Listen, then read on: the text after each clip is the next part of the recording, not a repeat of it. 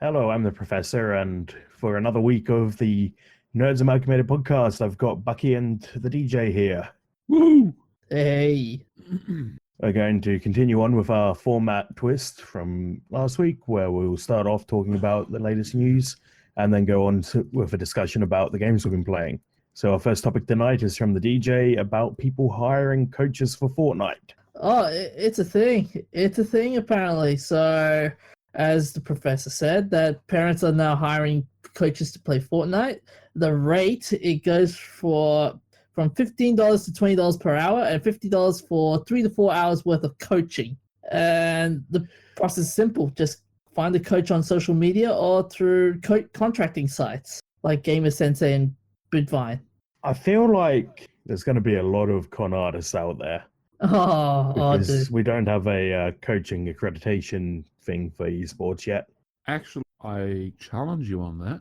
I was reading an article a while back, and I'm not sure if we discussed it online here, but there's actually courses being run in China where you can actually study to become a professional esports gamer or coder, etc. So they probably have coaching and accreditation as part of that. Okay. Yeah. It's a very lucrative market. Like, what was it recent? Like the recent Fortnite tournament, I think the prize money was worth like $130,000. And gaming is a bigger industry than movies at the moment. Oh yeah. So I wouldn't be surprised to see if eventually the esports becomes bigger than physical sports. Oh, dude, there was a recent study I was reading the other day where that it will happen. It will happen. We might earn more. That esports players will earn more than professional athletes. Did they have a time frame on that? Not a huge. They didn't put a specific time frame, but it's eventual. They said it's eventual because of the whole ad revenue and TV dollars. But ad revenue on YouTube has been falling for years now. But there's ESPN and ESPN. Yeah, it would have to be full on sponsorship. Yeah. Like you see the footy players where the advertising is bigger than the logo on for their team. Yeah, and not to mention like esports is going to get bigger with itself, with that whole field going to be in talks of being in the Olympic Games. Yeah. So Paris 2024 Olympic Games, esports might be in it. I do enjoy though that the one of the people they interviewed for this article is Adrian Loft from San Macros, or San Macro, so if you pronounce it in Texan. And in a Latin, I think, San means without, so San Macros means without macros, so he's not cheating. Oh. Mm-hmm. I've just posted a couple links there on our site about the esports courses. So Peking University has opened its course, and there's another one. There's a few different places where they're doing it. So yeah, that's big in China. Yeah, I wonder if there's anybody who bothers training gold farmers. Well, with some of this stuff, I can't find the actual article I was reading a couple of months back now, but they were talking about it's like they got coaching staff, support staff, and all that for the esports industry. So yeah, like they're covering all across the board. Just got me thinking, what qualifications do you need to be a gold farmer who sits in in a basically internet cafe and runs 10 WoW accounts and collects money off them? I would recommend asking the Russians because that's apparently their area. Oh, really? I thought it was China's. No. Apparently, it's one of the things Russian organized crime is doing as a source of income. So the Russian mafia's out there. Well, they've been out there for a while, but yeah, definitely wouldn't. I have no guaranteed proof of it. It's just it's just something I heard from one of the online chat areas I was in. I know it's not the Russian mafia, but I'm just thinking of The Godfather. Oh. I want to make you an offer you cannot refuse. Oh no. Oh Yeah. dear God. I think isn't the Russian mafia, don't they call themselves the Bratva, the Brotherhood? I don't know. I'm Oh, dude. not really into organized crime. That's more the murder in the land of Oz people. It is, but yeah, no, just with some of the games I've played, Mafia and stuff like that. Some of the shows I've watched. Mm. Being a polyglot that I am, I tend to remember useless snippets of information. It's also in the first line of the Wikipedia article for the Russian mafia. Is it? Yeah. The first line of the Wikipedia article is Russian organized crime or Russian mafia, sometimes referred to as Bratva. Oh, there you go. Never even looked at that. I feel special now. Yep. Almost like the DJ. But this whole Fortnite thing, it's so lucrative to the point that it's a gamer's choice for Twitch streamers. Yeah. It's ridiculous. Like the most popular Fortnite Twitch streamer right now, it's Tyler Ninja Blevins, and he makes 500K per month just for streaming Fortnite and uploading content onto YouTube. Bloody hell! You gotta be kidding me. Ninja attributes his popularity to delivering high tier gameplay, along with entertaining antics that other streamers are known for. He believes that the combination of game skill and entertainment is really fun to watch. You understand, of course, that he's going to be swatted. Although he also further explains that he gets his income from like Amazon Prime subscribers who will donate to his Twitch channel and 5 million subscribers on YouTube. So on Twitch these days, you can, if you have Amazon Prime, you get one free subscription a month. So you subscribe to a particular player for $5 a month or whatever it is, and a percentage goes to them. Mm-hmm.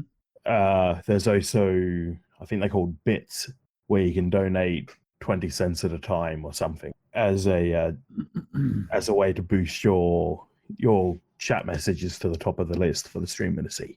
Yeah, and it's insane. It is insane. Like what was his he also did like a really big achievement a month ago with Fortnite, which is he was one of the popular Twitch streamers along with Drake, Travis Scott, and other celebrities, and managing to shatter the Twitch site.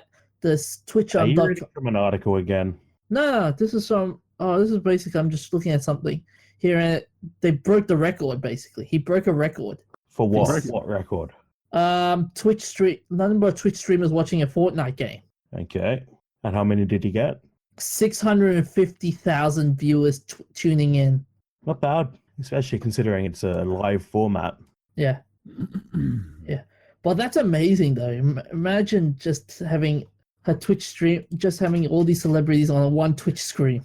And imagine putting a subliminal message into it so that people who are watching pick up on that, and you can then guide them to committing heinous acts.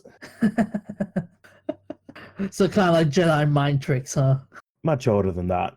So keep in mind, Jedi mind tricks are completely ripped off from The Voice in June. Yes. Anyway, with the weirding way. Yep. But what do you think, guys? You reckon it's a good thing, just having parents hiring Fortnite coaches? I think it's dumb. It's just as dumb as hiring a special coach for your son who's going to be a super ultra man of the match rugby player. I knew a family who did that back when I was in primary school. And I was like, you're spending thousands of dollars on extra training and conditioning. And at one point, correct me if I'm wrong, but at one point he said that they were looking at getting some sort of steroid injection to help him build muscle, which nothing about it does seem odd for a primary school student, but I'm just going by what he told me.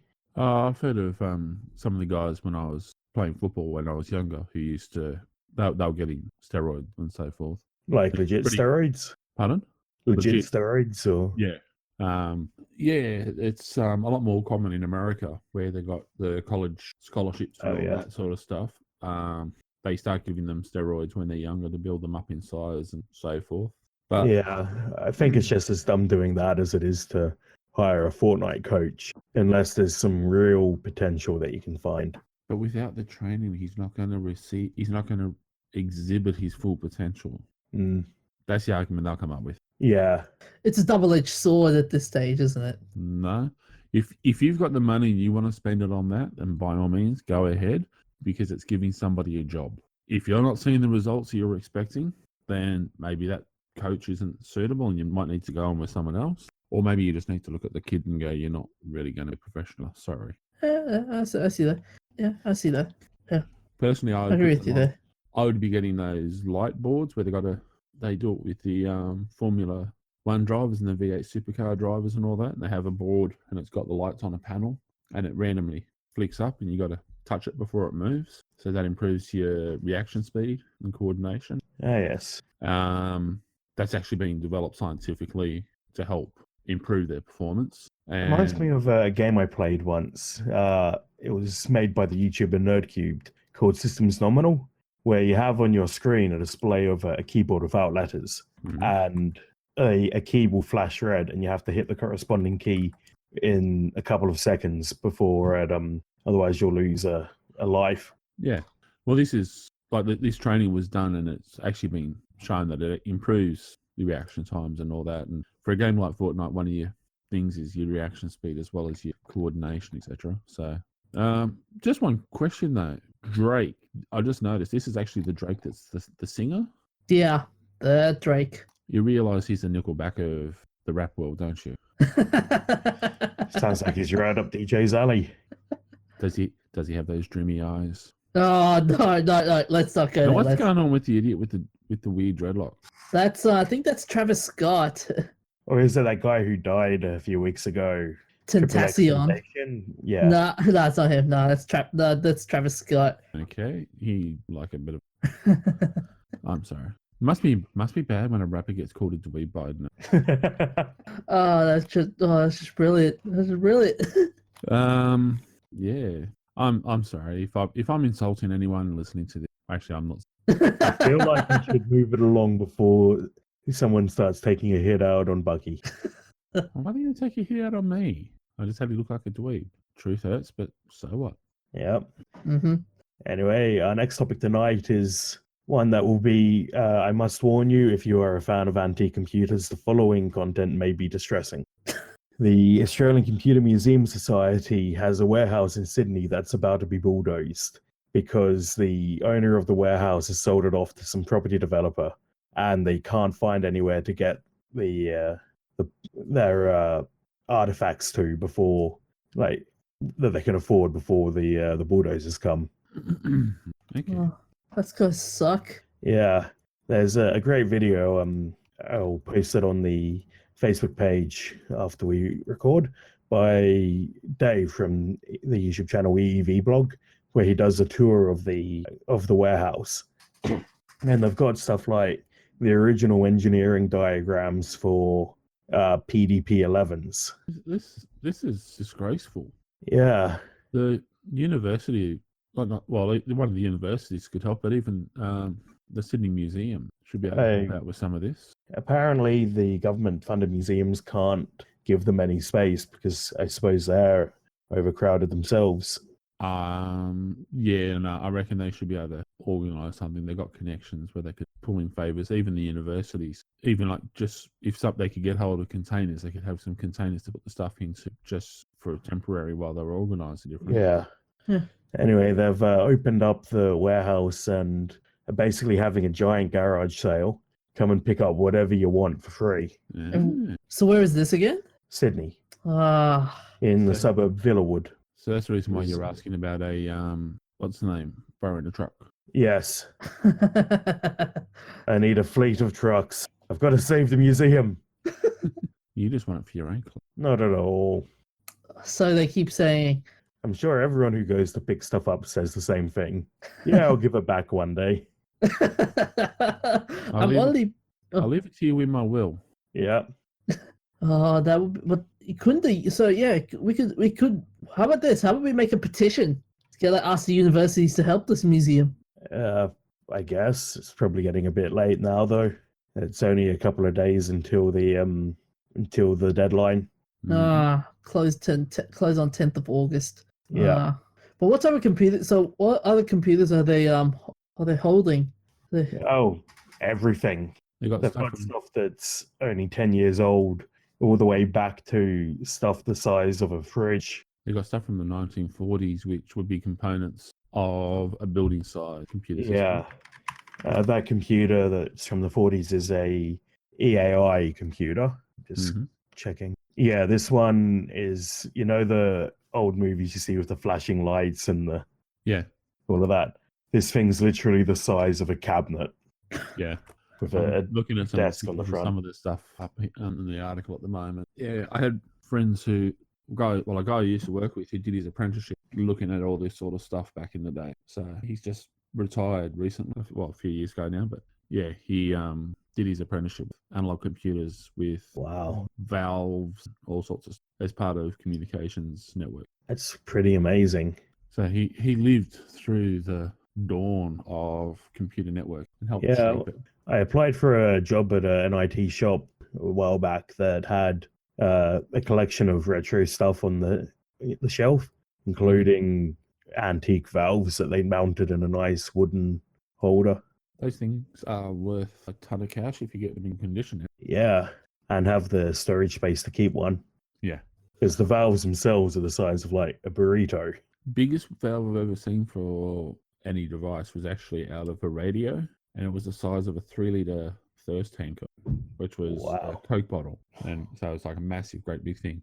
And that was to go in the back of one of the original wireless radios that was the size of a very large filing cabinet, weighed about the same as well. And the museum, from the video I watched from Evillllll, basically, if you need a part, you can probably find it there. They've got literally tons of stuff stacked so deep on the shelf that you have to push it aside and climb into the shelf to find stuff. I really wish I could get down there and have a look at it before it's gone.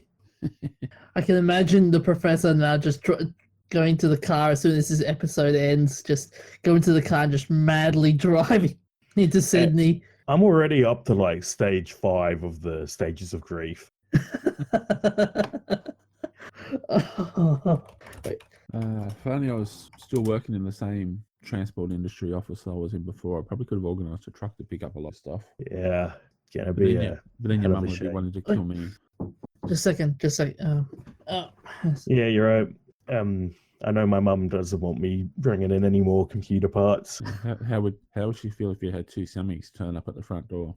We got Probably not happy. We got a delivery for the professor. So we're probably going to move at the end of the year, so that's going to be a couple of semis worth going back out to wherever we move to next. No, at least your parents they've got to get the house at the right size. Yeah. I'll need about 2 hectares. Just for This myself. This is why I'm not complaining that my girlfriend wants to live out in the bush, because that way we can live in the bush. I can have a giant warehouse full of old computers. Just need to wait for the NBN to get finished. Yeah, that's not going to happen, Annie. No, fat chance that's going to happen. You'd be better off building yourself a satellite dish and accessing it that way. Yeah, especially if Elon's Constellation, I think, goes ahead. Yeah, I reckon it probably will. I reckon he'll get there pretty soon. Yeah. The DJ's gone very cool. He has. He did say he was going, but then he came back and giggled. So I thought he was back, but he stopped giggling. No, sorry, I just had something, but no, to false alarm. Well, yeah, oh, dude, imagine the professor getting a gigantic warehouse and just putting all the stuff in and if I was Elon Musk and I had billions of dollars, I totally would. Oh yeah. Hey, maybe we could write a letter to Bill Gates and just say like, "Hey, we've got this computer museum. Please save this computer museum before it goes down." Except he wouldn't receive it until after the date. Yeah. Plus, you'd have to actually get his email address for him to see it personally. You're not likely to get hold of that. I'm not likely to get hold of that. And I'm not. We could send him on a tweet. We could. Whether or not it would get there. Yeah, his Reddit account. Oh yeah. Oh, the DJ's our resident tweet, whatever you want Twit, to call it. yes. I'm trying not to be offensive. Yeah, there you go, DJ. Start sending some tweets on as our resident twit. I will do that. So while we're waiting for a response from Bill Gates, let's move on with the next topic, which is about a World of Warcraft character, a tree, and angry fans. Is there any other kind of fan for World of Warcraft? Or pretty much anything. Just one of those interesting questions you got to ask when it comes across that way. Yeah, there's been a recent update we discussed the other week about World of Warcraft, and there was a video released which has upset a portion of the fan base. I'm trying to think of the correct terms here without being offensive. World of Warcraft Sylvania's Windrunner, which goes all the way back to the original World of Warcraft 3 Frozen Throne. Apparently she set fire to the World Tree, and now Horde players are revolting. What? Are they serious? I got one of the questions here, because are they saying the Horde players are ugly, which is pretty hard. Well, they do have the orcs. Well, that was where I was going, but like it's kind of harsh. But they are playing orcs, so maybe they're starting to quite the characters, or are they just saying that they're up in arms and upset? I do like this though. Just looking at the article you sourced us, at the top of the article with the sort of recommended links section, the first one is this about World of Warcraft players stripping to protest the killing of the World Tree. Yeah, I'm talking it up a little bit, but apparently because of the killing of the World Tree, they are taking off their Pieces shoulder of pads. armor. Yeah. Oh my god. But I have to say, he does look kind of revolting. Yeah. But here's the thing though, Sylvanas was originally evil. No, she What? wasn't. Wait, What drugs are you taking? she was originally evil, like when she was killed and turned into a banshee. Well, but she was a night elf before that, so originally she wasn't evil. That's what I'm saying. Yeah, okay, granted. But then she was turned into a banshee, which made her part of the undead. Yeah. Then she created the Forsaken, which is just basically a mercenary group. Well, that was the creators of Warcraft, but she wasn't originally evil. Okay, okay, I stand corrected. But still, it's just the whole fan revolting. Like, really, guys? You guys haven't played World of Warcraft 3? I played No. Warcraft 3, yeah. Nobody's played a Warcraft RTS in a long time because those bastards who made World of Warcraft killed it. I still play it occasionally. I got it on my laptop at the moment and play it occasionally. I miss the Warcraft RPGs. You can actually get some of the maps for Warcraft where it's incorporating characters from other games and so forth. So you can actually have. There's one of the maps where someone's customized it so you're running around with shooting, like characters who are shooting. Yeah, StarCraft 2 is supposed to have it does have a pretty solid custom game maker, but I don't think it's gotten to it's as prolific as Warcraft 3's was. I know I made a couple of maps at different times. Yeah, just try to make it as absolutely insane as possible before launching into God mode. But does that mean does that mean Sylvanas is now the new big bad guy? Oh, I don't know. Only a preview video. Uh, We don't know. Like it's still pretty tightly Vague. held what's exactly happening. Like, yeah, but like one of the things like they're saying in the article is that the Horde's always had a noble streak, and none of the sides have really been able to call themselves the good guys or the bad guys and so forth. But yeah, because they're worried now that they're going to be branded as the evil. So yeah, well, technically there were bad guys. As far as I'm concerned, having never played World of Warcraft because those bastards killed the RTS games, they are evil.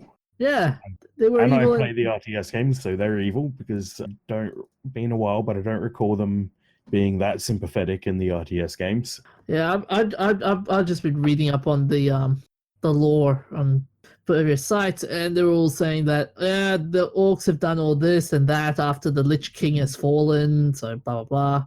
There are some are evil, some are not evil moments. So it's kind of context. It depends on context of the situation. Yeah, apparently she saying life is pain to Delarian and hope fails. You made life your enemy was the response. Life is pain. So basically, the way most millennials feel these days. And the DJ. And then it's like goes on with a bit of an argument back and forth for a little bit, saying you can't win this war. You can kill us, but you cannot kill hope. And so Sylvanas apparently goes into a rage, changes her plans, and lights everything on fire.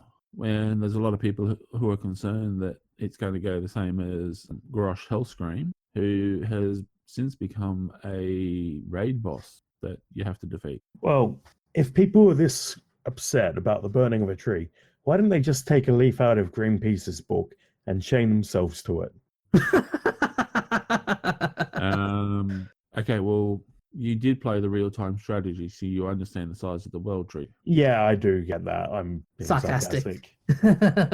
I like it how honestly, if this was a Greenpeace protest and you're going to burn the tree, would that stop you? Pour on extra fuel. My lawyer advises me not to answer that.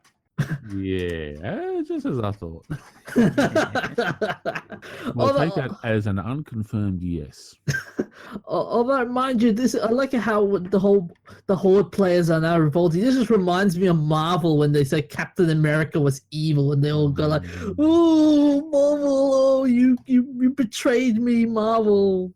Oh, the bullshit that's been going on ever since the Infinity War.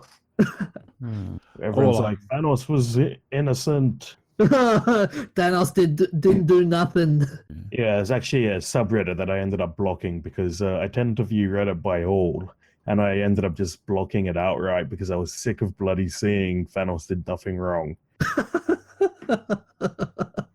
They, like, you probably heard of it. They had a big event where they banned half the users of the subreddit because they wanted to emulate their hero.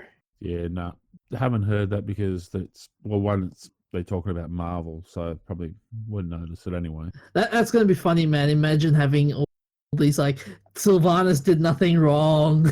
Please, no, don't encourage them. You realize, of course, that if this is going this way and the DJ's this excited and carrying on, it's likely that Warcraft is going to become the next target to be purchased by Disney. Yeah. Oh, yeah.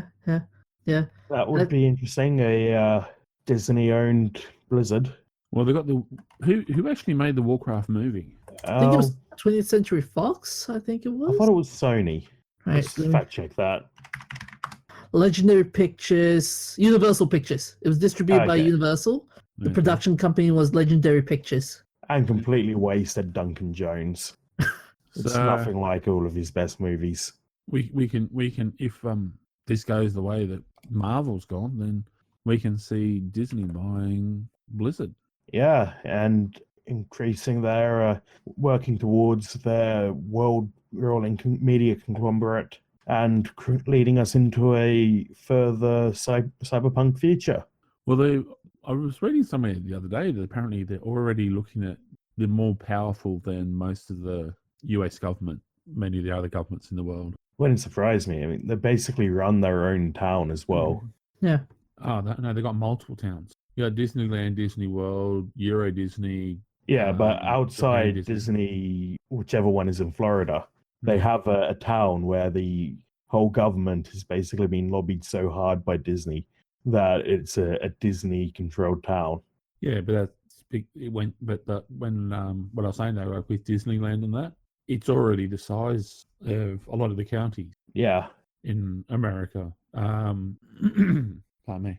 They've got so much, like even Euro Disney, the size of that, it's massive.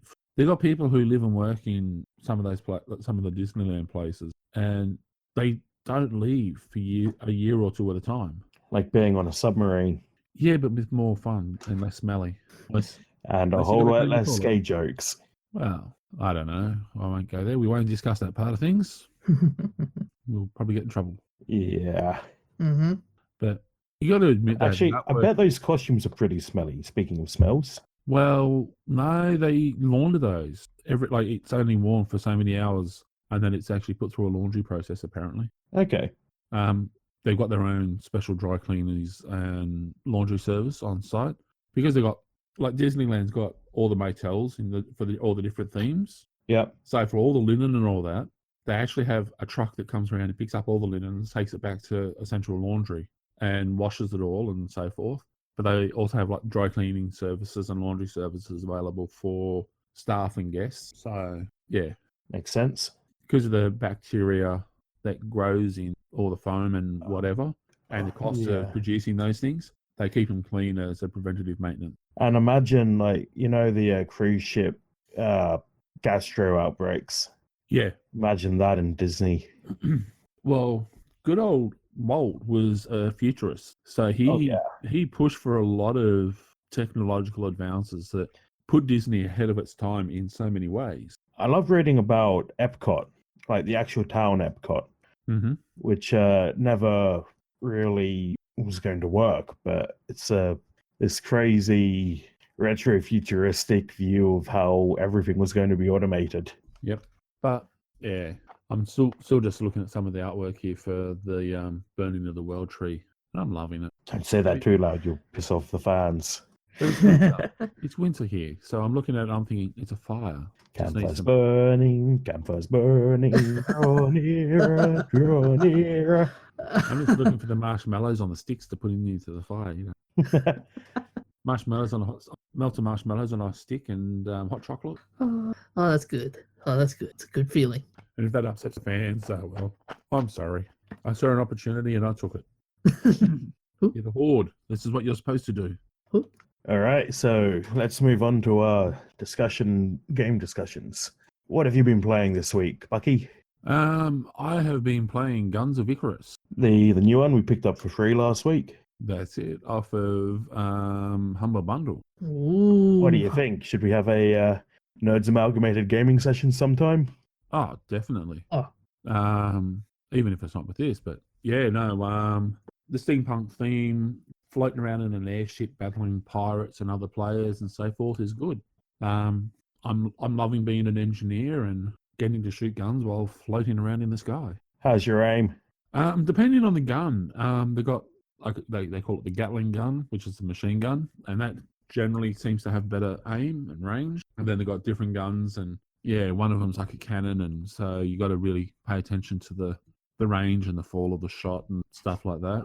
So, and you got to break the armor on the hull before you can destroy it. So you shoot it with the Gatling gun, and then yeah, you got to work as part of a team. So even if it's just you and your rest of your crew are all AIs, everyone's working together. Yeah, I haven't played the new one yet. I remember playing the original a few years back, but it does remind me. I've long espoused the benefits of playing Black Wake on this podcast. Sounds like it'll be a lot like it's definitely a lot like Black Wake in terms of the team-based cooperation. Yeah, like when you're actually in the game, like you've got the captain, that's piloting the airship, can give voice commands, and you got key commands where you can say enemy sighted ahead or enemy sighted off the starboard beam and all that sort of stuff. But yeah, you just got to make sure, you just got to hope you've got a captain piloting your craft that's going to make it so that you've actually got an opportunity to shoot the enemy before they shoot you, which can be a pain in some cases. I had a captain earlier on today that for some reason, as soon as anyone started to shoot, would turn and you would lose contact. It was almost like he was coordinating with the enemy to help us lose. But Bastard. yeah, I got tired of having a poor captain in one round, and so when the next round came around, I took over the captain's position on one of the airships, and yeah, even though I only started off with a crew of AIs, everyone suddenly noticed that I was being a lot more aggressive in my gameplay and so forth. And I started getting an extra crew, and we ended up with a full crew. And yeah, my airship absolutely smashed the opposition. So yay team. So would you say this game is like a MOBA in a sense? MOBA. No, nothing like a MOBA. Well, okay. I was just trying to work out where you were getting your idea from. You several years ago on the Black Wake subreddit, some idiot posted, is this game a MOBA? Because it's a multiplayer online game and you battle and completely missing what the actual definition of a MOBA is. Was that you? No. I find it hard to believe there could be a second person who would make that mistake. Nah, that's not me. I don't have a Reddit account and I don't know what the heck are you talking about. Yeah, I think he's sounding a bit guilty there. Just so we can make sure the DJ's on the correct definition, can you please fill us in with the correct definition now? I don't actually know the technical definition of a MOBA.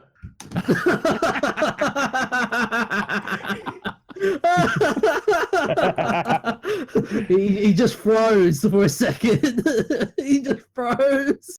You know, if this was one of our regular chats, I would have YouTube set up with a whole lot of different sounds, and this is where I'd be playing the bonk bong epic fail. Okay, I think I have something that could help. Nah, mate, come on. I'm just looking at that right now. This is coming from the DJ saying he can help. I could describe a MOBA to you if you said, what is a MOBA? I could explain it, but I couldn't tell you straight out what the official definition is. Wait. There is another one. We could use Urban Dictionary and find out. No. I don't want to know how MOBA translates to some horrific sex move.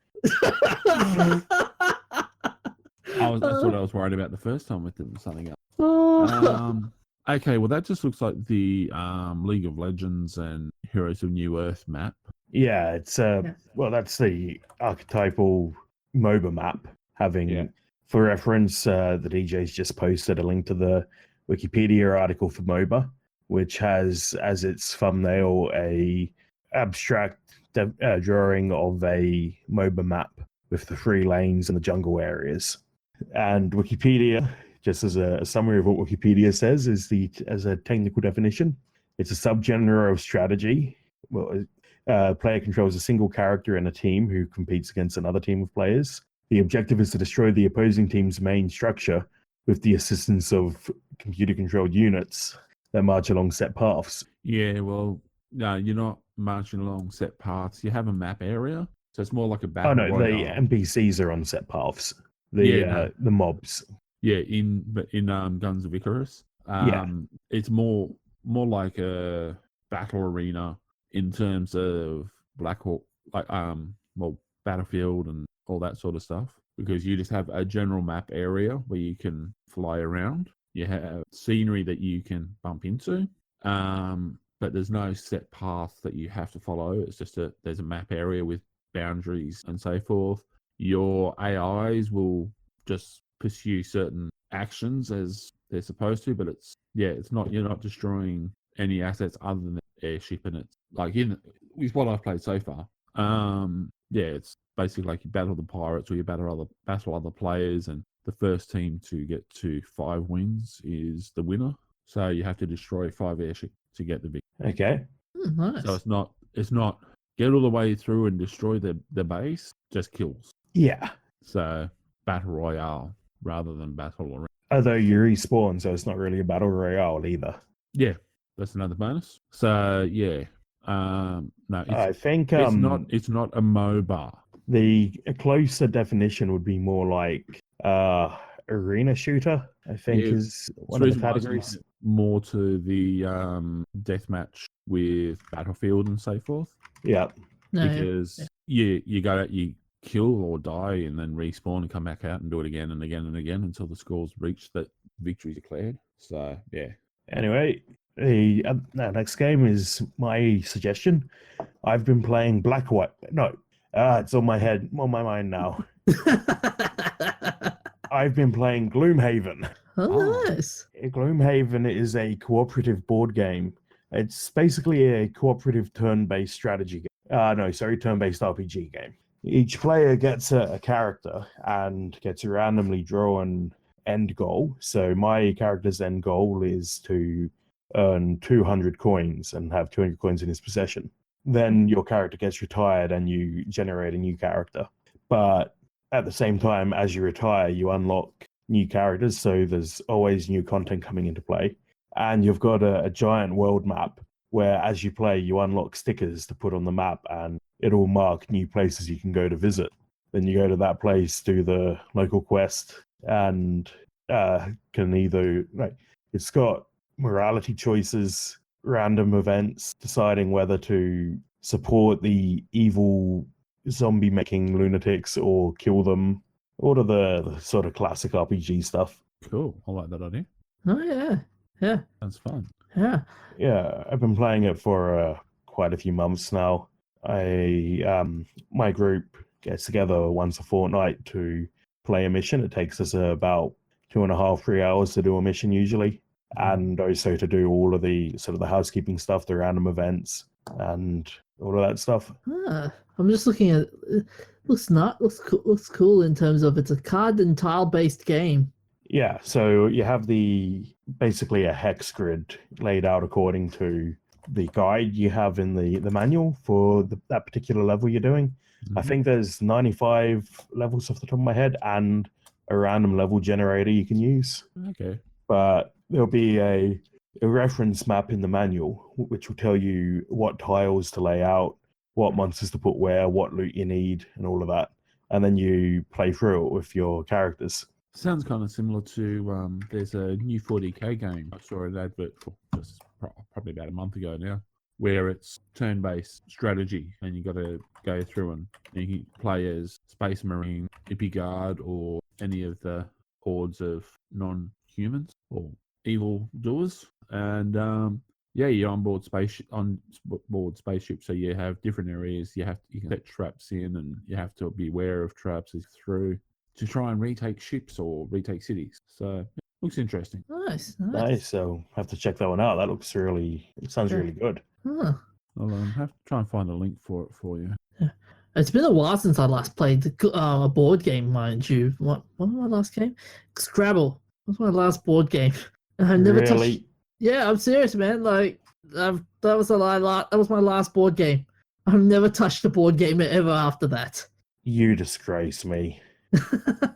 But then again, given his propensity for bad vocabulary and spelling in general conversation online, he would have done pretty bad. So I can understand why he wouldn't be pursuing anything like that. True. Fellas. But still, I wouldn't mind doing a live stream of this game at one stage. Be cool to have like maybe 4. If we ever get the MBN. Yeah. After the issues we had during the E3 stream, I'm not sure I want to do that until we get better internet. Mm-hmm. I think it was that game I was saying about. I think it's Space Hulk. Oh yes, there's a PC game of that's a few years old.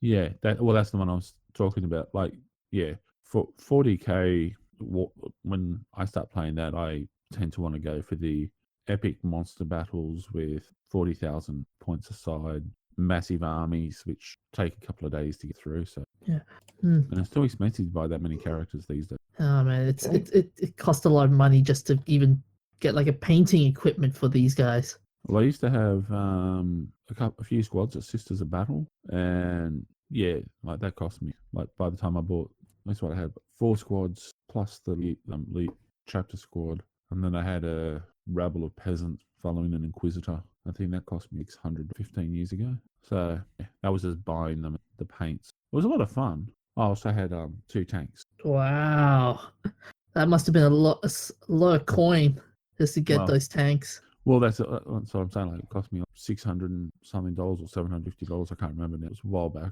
That's what keeps me out of tabletop wargaming. Mm-hmm. I don't have that kind of millions of dollars. No. I had a friend who was ridiculously invested into it. With he had Space Wolves and Imperial Guard, and he had literally boxes and boxes, like the big plastic crates you have for storage stuff. Yep. Yeah, he had boxes and boxes. I mean, like he had 6 or 7. He had probably about 20 or 30 tanks. Like he actually had, if you line them up across the back of the field, you were gone. You had to have a map. Only time he ever got all of his troops out in one battle, we ended up with 3 table tennis tables put together to form the battle zone. Beautiful. Oh, and we had him on one side, with all of his Space Wolves and Hippie Guard, and on the other side was me with basically a conglomeration of everyone else going against them. So we didn't have any of the Tyranids and Tau and so forth, but it was like we had my sisters a battle. I had another 10 squads of Ultramarines that we'd borrowed from somebody else with some. I think I had 10 tanks under that, and then there was we had 3 or 4 guys on my side, and we had just a massive battle. It took us 5 days to get it all the way through, and the Sisters of Battle were absolutely devastating because of the way that I had them all set up and ran through. But yeah, eventually we lost, but it was close. It was like literally it was 1 point either way was the victory and loss. That'd be fun. That would be fun. Mm-hmm. Yeah, so anyway, one thing I like about Gloomhaven is that it's one of those legacy games. So as you go on, you unlock new events. Things happen once that will never happen again. Mm-hmm. So some cards will have a little icon on them that tells you, remove this card from the game once it occurs. Mm-hmm. And I really like that we're only just getting back to the main plot now after getting incredibly sidetracked. But I like the side quests and an overarching story. And there's an ARG, which I haven't gotten too far into because I like trying to solve the puzzles myself. But there's an ARG hidden in it. Awesome. So, DJ, what have you been playing? I have been playing Quake Champions. And that is a very, very good game to play. It's one. Oh, it's sorry, by, I forgot. Just before we move on from Gloomhaven, yeah. it's sold 120,000 copies, and they're printing more as of earlier this week. Oh, nice, very nice. So, what were you saying about Quake Champions? Oh, it's a good game to play. It's a good game to play. Addictively good. Yes, I was never really into the Twitch shooter before I played Quake Champions. I think one of the biggest selling points for us with this was the opportunity to get to shoot the DJ. Was Yeah, you guys still haven't shot me. I'm still alive. No, I'm still standing. because we've all played separately. We haven't played together. Does that mean you're scared? Oh no. I'm still standing. But yeah, when this game was announced on E3, I think all of us, we were just smiling in glee when this game came out, weren't we? Well, I wasn't really, because like I said, wasn't really into Twitch shooters. But then I played a round or two and I was like, yes, this is my place. How about you, Buck? Yeah, like wasn't really. I appreciated the graphics and all that, but yeah, no, I've always been more of a Doom and what's it, Ultimate. Brutal Doom? Pardon? Brutal Doom? Oh no, Doom, and then there's Ultimate Battlefield. You mean Unreal Tournament? Unreal Tournament, sorry. Yeah, which has generated a game system that's used for a lot of the mechanics for other games now with the systems. So yeah, the Unreal Engine is just amazing. But yeah, like I remember playing Unreal Tournament back many years ago on the original, and yeah, just enjoyed it. But this isn't too bad. Yeah, and it was cool though when they had the Doom guy in the game, which was cool. Oh yes, you can play as Doom guy, BJ Blazkowicz, a bunch of classics from the Quake games. Yeah. I'm enjoying the mechanics of it and the gaming of it, but yeah, like I don't think either of us were really into that. I also like that you can unlock classic costumes for characters. Yes. So you can get armor for Doom guy, like his default armor is based off Doom 2016, but you can get original Doom style armor. Mm-hmm. My only gripe about this game is how it's very quick. Like just as soon as the game starts, boom, you're dead. No, that's not quick enough. Yeah, I've quite often managed to get out and moving around before I get shot. You must be just standing still and being a target. Yeah, but my other favorite part about this game is the weapons. How they look so nice now. Look, the weapons design. And there's custom models for some weapons you can unlock. Yeah, like the Super Shoddy from Doom 2. Yes, yeah. and I think the nail gun as well that you can upgrade. There's a couple of versions of that one as well. But what was the other thing about Quake that was fun about this game? Each character having their own special abilities. That was interesting. Yeah. I mean, in Quake 3 Arena, and you didn't have that type of skill until now. Okay. Yeah, I think what was it? One of the characters' special skill was Stampede. What one was that? I forgot who's the Like, what character. does it do?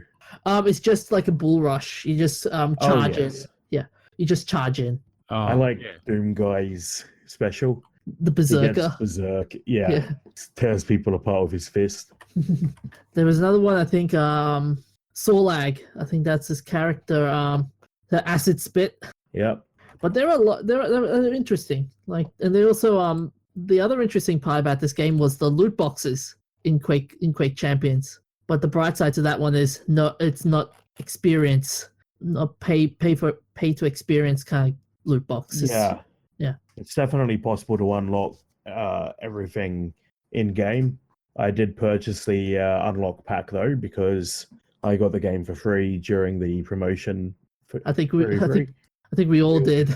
Yeah, and I just enjoyed it so much. I wanted to support them.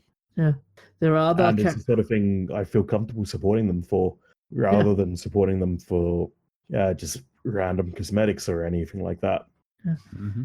Who's the other? Oh, there's also other characters in this game. BJ Blazkowski. He was famous from which game? He's was he? the Wolfenstein guy. Yeah, Mm-hmm. Wolfenstein. There is also Strog and Pika. They were from the Quake games. Quake 2. Yeah. So Quake Champions has got a Quake character. But I have a question for you on this one though. Do you reckon this will, if it does well, like really, really well, when the full game comes out, do you reckon this will overtake most of the other shooters that's been around lately, like CS:GO and Overwatch and all those? No? CS:GO's too well entrenched, and it's more of a competitor for Overwatch. Mm-hmm. I also doubt it would overtake Overwatch just because it's a smaller audience, and it feels like a much more hardcore game than Overwatch. Things feel quicker. There's no healing. Well, you can find health pickups, but there's no healer class. This isn't a game for Suki Lalas who need to cheat. This is where you go. Ooh. Ooh, Buck is gonna burn. But PUBG and all that you got in CS:GO. Like CS:GO, they've actually got people that play the game who are there as special observationists if you reach a certain level.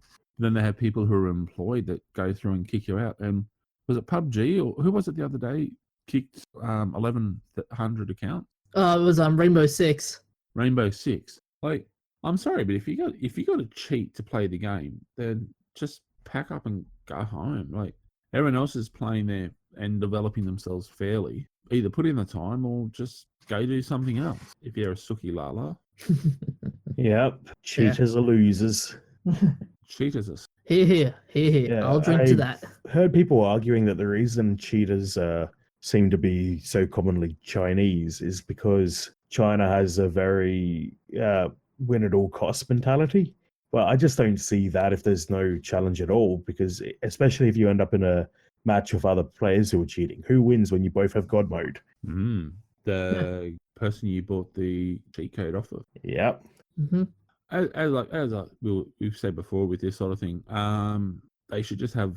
There was one of the games, I can't remember which one it is now. They actually had a server where anyone who's busted cheating multiple times, they all just get moved there, and that's it. So every time you open up a new account, you start cheating, you get booted to the cheat server, and yeah, you're just wasting your time and money because you're not going to be getting anywhere. Because all the cheats in the cheat server get no recognition. They're not allowed to play in any tournaments. And yeah, like if you're there to just cheat, then yeah, just play in the cheat server with all the other cheats. Do you mean Titanfall? Is that one of the games you were talking about? It might have been Titanfall. I can't remember which one it is. There's a few of them where they've what they call cheat servers, and they just move players off. Okay. They dump them in the cheat prison, as it's referred to by some of the gamers. And yeah, like it kind of sucks that they've got to do that, but the reality is that there's people out there that are scumbags that deserve it. Mhm. I've got to say, I Yeah. quite enjoy the idea of a cheater's prison. It also helps stop them from realizing they've been caught. Actually, you guys want to hear a funny story about that with terms of pub cheats, in terms of cheaters? You got busted. No. Some guy in China arrested. So basically, in China, some guy have been arrested and given prison sentences for handing out for PUBG cheaters in China, Handing out what for PUBG cheaters? giving out prison sentences and arrests. Can you actually repeat all that in English as a coherent sentence? Arrests are basically saying there have been, for Chinese PUBG cheaters, they were given arrests and prison sentences. They were arrested and given prisons. Okay. Oh, thank you for that, Bucky. My head hurts. I thought because what you were saying there, it sounded like at one point you were saying one of the guys who was a cheat was arresting other cheats and giving them prison sentences. And then, yeah, It just went down. And I'm used to talking to you, and I was getting confused. It's amazing though. They got people who actually cheat get caught. Hey, I still love that video. I'm not sure if I posted it on our Facebook page where a guy accosted a cheater in an internet cafe and just yelled all sorts of abuse at him and physically attacked him and said, "You ruined the game, you scumbag." I think I saw that. I was like, oh man. I was sitting there, I was just, give him a right hook, give him a right hook.